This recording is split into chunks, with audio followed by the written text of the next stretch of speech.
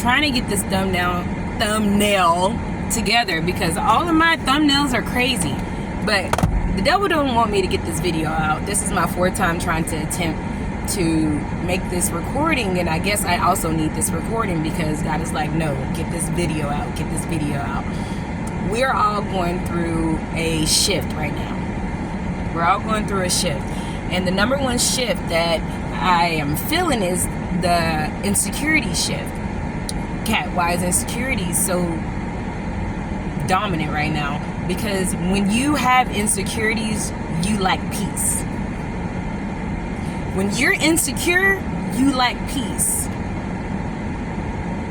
And the number one thing that we all strive to be is peaceful.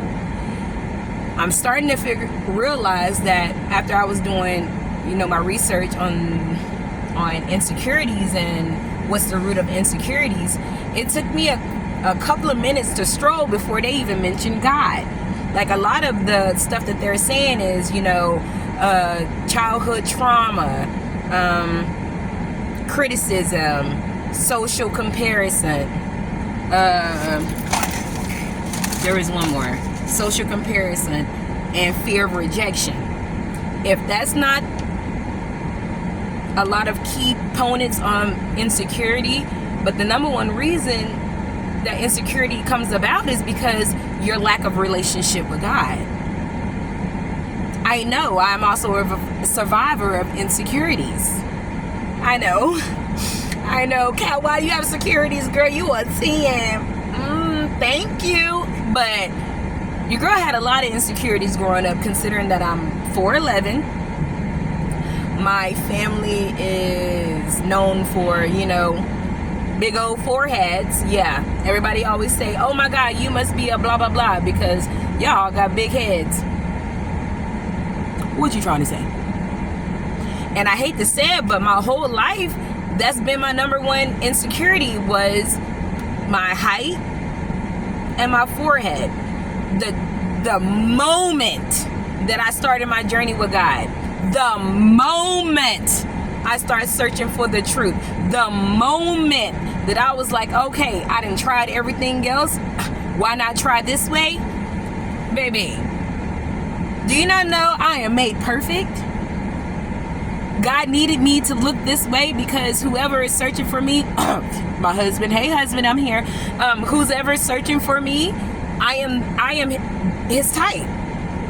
I am his type. He made me perfect for my husband. And then I also said, God, if my job right now for the rest of my life here is to make sure that I broke the generational curses for my kids, baby, I don't have to find love.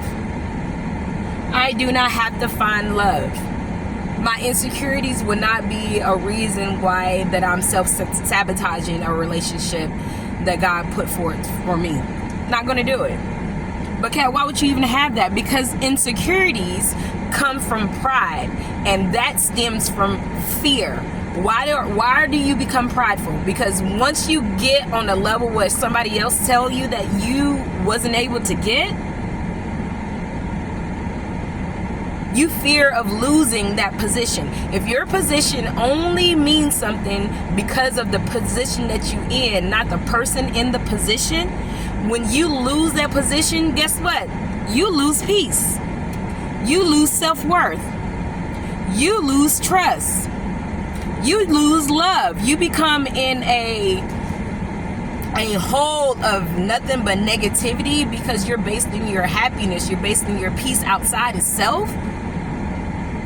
That now, pride is what's keeping you going. And if we all know, God don't like pride. God doesn't like pride. You have to die from the ego. Ego is pride. You have to die from that in order for you to be reborn again. I never understood where they said, like, God, I have to be reborn again. I have to be born again. What do you mean I have to be born again? My thought process had to be reborn. I had to unlearn the wrong stuff and learn the right stuff. Have you ever heard that you can't teach an old dog new tricks? Baby, I was the old dog. And I had to understand that the tricks that I already learned wasn't getting me anywhere.